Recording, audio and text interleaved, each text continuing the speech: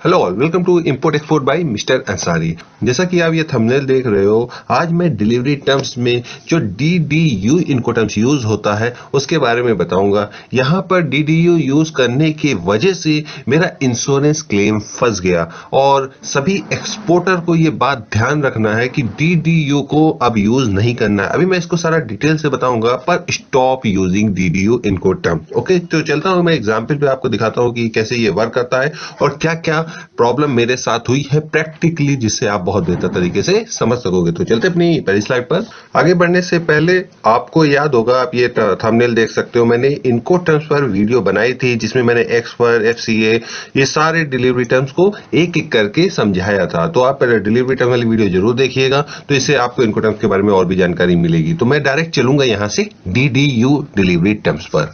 तो सबसे पहले एग्जाम्पल के तौर पे आपको समझा दूं DDU वर्क कैसे करता है। देखिए, DDU का फुल फॉर्म होता है डिलीवर ड्यूटी अनपेड। मतलब कि सपोज करिए ये जो एक्सपोर्टर है ये इंडिया के बाहर, यहाँ पे आप देख सकते हो जर्मनी का फ्लैग है, और ये जो इंपोर्टर है वो इंडिया का है। ठीक है, कोई भी हो सकता है, इंटरनेशनली वर्क करता है, आप इधर उधर कर सकते हो। ठीक है, तो यहाँ पर क्या होगा, इन दोनों के बीच में डिलीवरी टर्म्स कौन सा डिसाइड हुआ, DDU, कि हम जो है DDU पे शिपमेंट जो है एग्जीक्यूट करेंगे। तो DDU का मतलब क्या है, यहाँ से शिपमेंट निकला, शिपमेंट निकलने के बाद इसके वेयर हाउस से जो एक्सपोर्टर ट्रक पे गया, ट्रक के बाद वो जाके पोर्ट पे गया, या बाई एयर जाएगा या बाई शिप जाएगा, जैसे भी जाएगा।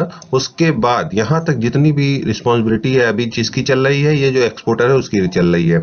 उसके बाद यहाँ पर क्या होता है, वो निकल के इंडिया पहुंच जाएगा। इंडिया में वहां पर भी पोर्ट वगैरह होगा, वहां पर क्या होता है, कस्टम क्लियरेंस होता है। तो कस्टम क्लियरेंस में क्या होगा, यहाँ तक का अभी तक सारा खर्चा जो है ये एक्सपोर्टर का, कितना भी खर्चा लग रहा था। पर यहाँ पर क्या है, डिलीवरी ड्यूटी, ड्यूटी कौन पे करेगा, ड्यूटी भाई साहब पे करेंगे जो है इंपोर्टर। उसके बाद ये डिलीवरी ड्यूटी पे करने के बाद यहाँ से क्लियरेंस होने के बाद यहाँ तक शिपमेंट चला जाएगा। लेकिन ये जो शिपमेंट यहाँ से यहाँ तक जा रहा है वो भी किसकी रिस्पॉन्सिबिलिटी आती है, वो एक्सपोर्टर की आती है। मतलब ए टू जेड जो शिपमेंट जो भी खरीद रहा है उसके घर तक पहुंचाने की जिम्मेदारी हो गई एक्सपोर्टर की। लेकिन ड्यूटी एक ऐसा कंपोनेंट है वो पे करेगा इंपोर्टर। एक तो ये हो गया इंटरनेशनली तरीके से काम करता है, एक इंडिया में भी काम करता है, वो भी मैं आपको एग्जाम्पल दिखा देता हूं। तो ये एग्जाम्पल में आप देख सकते हो, यहाँ पे जो ट्रांजेक्शन हो रहा है वो DDU बेसिस पे हो रहा है। अब यहाँ पर क्या होता है, आपको मैंने वीडियो बनाई हुई है, स्पेशल इकोनॉमिक जोन, FTWZ या कोई भी बॉन्डेड वेयर हाउस है, वहां से आप क्या करते हो, इंडिया से ही रह के इंडिया में बेच सकते हो, पर वो एक तरीके का डीम एक्सपोर्ट कंसीडर किया जाता है।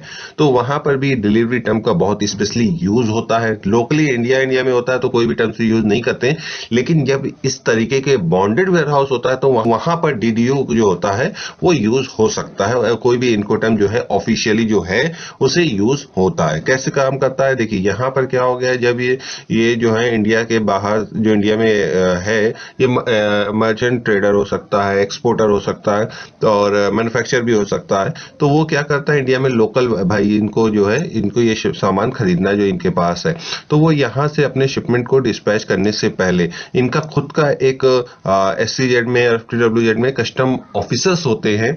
जब यहाँ पर कस्टम क्लियरेंस की फॉर्मेलिटीज हुई, मतलब ये जो है इंडिया के बाहर से हो सकता है कोई सामान इंपोर्ट किया, इसके अंदर SCZ के वेयर हाउस में रखा हुआ है, इसके FTWZ के वेयर हाउस में रखा हुआ है, इसको बेचने से पहले यहाँ पर कस्टम क्लियरेंस होगा। तो ये कस्टम क्लियरेंस तभी होगा, यहाँ पे मैं बात कर रहा हूँ DDU टर्म्स की, तो ये क्या करेगा, वहां पे इनको पे कर देगा, किसको, एक्सपोर्टर को पे कर देगा।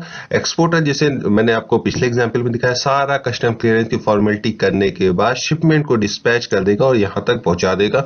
तो ये सारी रिस्पॉन्सिबिलिटी जो है वो एक्सपोर्टर या मैन्युफैक्चरर, आप यहाँ से देख सकते हो सेलर, उसकी है। खाली जो इंपोर्टर है उसकी ड्यूटी पे करने की जिम्मेदारी, और कुछ भी नहीं। इस तरीके से DDU, कोई भी इनको टर्म्स होता है, इस तरीके से अलग अलग तरीके के अलग अलग काम होते हैं, इस तरीके से यूज होता है। तो अब चलते हैं नेक्स्ट और देखते हैं क्या प्रॉब्लम मेरे साथ हुई। अब यहाँ पर आप ट्रांजैक्शन को थोड़ा समझिए, दोनों ही इंडिया में हैं, एक्सपोर्टर भी इंपोर्टर भी, यानी कि बायर और सेलर दोनों इंडिया में हैं, और ये जो है किसी बॉन्डेड वेयर हाउस में है। इन दोनों के बीच में जो डिलीवरी टाइम डिसाइड हुआ वो डीडीयू हुआ। अब सामान यहाँ से निकला, मैंने आपको थ्योरी बता दिया कैसे निकलेगा, ड्यूटी वगैरह पे होगा, ठीक है। उसके बाद ये सामान यहाँ से निकल के जा रहा है, कोई स्पीड ब्रेकर आ गया या किसी तरीके से गाड़ी लड़ गया या कुछ हल्का फुल्का डैमेज हो गया या ज्यादा डैमेज हो गया, या मतलब कहने का मतलब है जब शिपमेंट यहाँ पहुंचा वो डैमेज की हालत में पहुंचा, तो आपको डीडीओ क्या दिखाता है, डीडीओ इनकोटर्म्स में क्या है कि किसकी रिस्पॉन्सिबिलिटी कहां तक ही, मैंने आपको पिछले भी बताया था। तो अब यहाँ पे जो भी रिस्क फैक्टर है वो किसके अंडर में आ रहा है, वो इसके अंडर में आ रहा है, यानी कि जो भी इंश्योरेंस वगैरह क्लेम लेना होगा ये लेगा, ये इनका कोई काम नहीं है, ये सिर्फ ड्यूटी पे कर दिया, इनको घर तक सामान सही सलामत चाहिए। अब यहाँ पर क्या हो गया, इन्होंने डीडीयू यूज कर लिया। अब डीडीयू में क्या हो गया, जब डैमेज हो गया कोई बात नहीं, इन्होंने कहा भाई आपके पास ये सामान पहुंचा है और ये डैमेज हो गया, इन्होंने क्या किया, हम लोग गए इंश्योरेंस वाले के पास, भाई फला फला शिपमेंट है, सारे डॉक्यूमेंट उसको शेयर किए, हमें क्लेम करना है कि हमारा जो शिपमेंट है वो डैमेज हुआ है। हर शिपमेंट आज के टाइम में इंश्योरेंस होता ही होता है। उसके बाद इंश्योरेंस ने सारे सब कुछ देखा, उसके बाद देखा कि अरे यहाँ तो डीडीयू यूज हुआ है। ऑफिशियली देखा जाए तो इनको टर्म्स 2010 में भी और 20 में भी डीडीयू एब्सोल्यूट हो चुका है। क्या हो चुका है, एब्सोल्यूट। अब डीडीयू, अब मैं आपको सिंपल भाषा में कहूं तो ये फॉर्मली जो है पूरी तरीके से बंद हो गया है, ये ऑफिशियली है ही नहीं बस। लेकिन फिर भी क्या है, इंडिया में क्या है, हर चीज यूज होता रहता है, काफी दिन तक यूज होता है, कोई ऐसी बात नहीं है। लेकिन आप देखोगे ऑफिशियली वहां पर पूरी तरीके से आईसीसी ने इस पे बैन कर दिया कि अब ये यूज नहीं होगा, आप इस इनकोटर्म को नहीं यूज कर सकते। अब यहाँ पर क्या हो गया, इन्होंने क्लेम देने से थोड़ा देर के लिए डिले कर दिया कि भैया आपने डीडीयू किया, डीडीयू तो कुछ ऐसा टर्म्स ही नहीं है, अब क्या हो गया। लेकिन ऐसा नहीं ना कि क्लेम नहीं मिलेगा, अब ये झिलाएंगे, इनको भी थोड़ा सा झिलाने का मौका मिल गया। इंडिया में वैसे भी इंश्योरेंस वाले बहुत ज्यादा झिलाते हैं, उसी तरीके से इन्होंने झिलाया। अभी केस चल रहा, आगे चल के क्लेम तो ले ही लेंगे कैसे भी करके, जितना भी डैमेज हुआ है, लेकिन कुछ परसेंटेज ही मिल पाता है। खैर, हम लोगों को इसकी वजह से काफी ज्यादा डिले हो गया, हमारा पैसा काफी फंस गया। इसलिए मैं आप लोगों के साथ ये टॉपिक शेयर कर रहा हूं कि आप इस तरीके की प्रॉब्लम से बच जाइए, डीडीयू मत यूज करिए और इससे बिल्कुल भी अवॉइड करिए। इसके अलावा जो भी इसके लिए टिप्स है वो मैं अभी नेक्स्ट स्लाइड पे आपको दूंगा, पर डीडीयू मत यूज करिए, बहुत ही इंपॉर्टेंट है। चाहे आप इंटरनेशनली एक्सपोर्ट कर रहे हो, चाहे तो आप जो है इंडिया से इंडिया में बेच रहे हो, पर डीडीयू का यूज करना सही नहीं है। ओके, यहाँ पर मैं आपके साथ कुछ टिप्स शेयर करना चाहूंगा।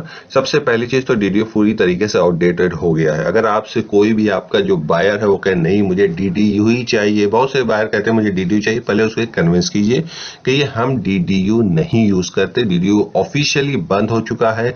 प्रैक्टिकली आप देखोगे इसे यूज करना सही नहीं है। अगर किसी भी तरीके से शिपमेंट में कोई प्रॉब्लम आए तो उसमें बहुत सारी परेशानी का सामना पड़ सकता है। उसके बाद आता है आप यूज क्या करो, उसको सजेस्ट करो कि आप डीएपी यूज कर सकते हो। सेम डीडीयू की तरह ही काम करता है, डिलीवर एट प्लेस, यानी उसके घर तक आप डिलीवरी करोगे, वो सब कुछ सही है, वही तरह ही है, बिल्कुल सब सेम है। बस क्या है, यहाँ पर जो ड्यूटी है, यहाँ पर ड्यूटी है वो भी इंपोर्टर ही पे करेगा।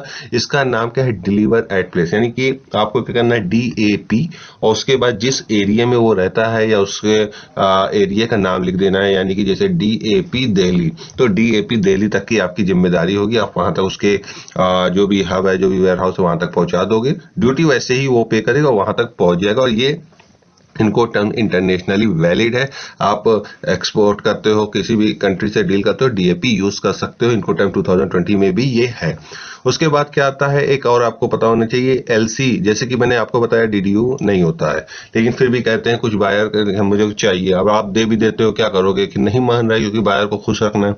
जब वो एलसी के पेमेंट टर्म्स होता है ना, तब वो अपने बैंक के पास जाता है, बैंक से कहता है कि हमें ये जो है वो एलसी ओपन करना है, तो बैंक देखता है, तो बैंक एकदम साफ कह देता है कि हम डीडीयू पे एलसी ओपन नहीं करेंगे, क्योंकि ये अब इंटरनेशनली बंद हो चुका है। ऑटोमेटिकली वो जो एलसी ओपन करेगा वो डीएपी पे होगा, डीडीयू पे बिल्कुल भी नहीं होगा। तो उसमें आपको कन्विंस करने की भी जरूरत नहीं होगी, एलसी मांग रहा है तो दे दो, देने के बाद वो खुद ही घूम फिर के कहेगा अच्छा ठीक है डीएपी पे आ जाओ, ठीक है। उसके बाद अगर बायर बहुत ज्यादा इंसिस्ट करे कि नहीं हमें करना ही करना है, हम डीडीयू पे ही करेंगे, बायर करता है, हम लोग के साथ भी प्रॉब्लम होती है, हम लोगों को करना पड़ता है, लेकिन आप क्या करो, कोई बात नहीं ना, आप 100% एडवांस लो। सबसे पहली चीज क्या करना है आपको, पेमेंट क्या करना है, पूरा पैसा ले लेना है शिपमेंट डिस्पैच करने से पहले, और उसके बाद ऑफिशियली इसको एक मेल पे एकदम बिल्कुल तरीके से लिख के देना है कि इंश्योरेंस का जो भी क्लेम होगा वो आपके स्कोप में होगा, क्योंकि इसमें ऐसी प्रॉब्लम आ जाती है, क्लेम लेने में दिक्कत आ जाती है।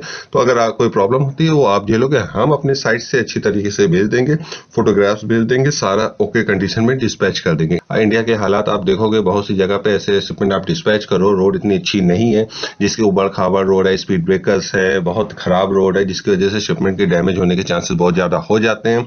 इंश्योरेंस आप जरूर रखिए, पर उसके स्कोप में डाल दीजिए। ये आप बोल्ड तरीके से लिख सकते हो, क्योंकि 100% एडवांस है तो आप किसी भी तरीके से कोई भी चीज मॉडिफाई कर सकते हो। पर एलसी हो जाएगा तो उसमें कुछ भी मॉडिफिकेशन नहीं हो सकता। तो होप आपको वीडियो पसंद आई तो प्लीज लाइक और सब्सक्राइब कीजिए। Thanks for the watching.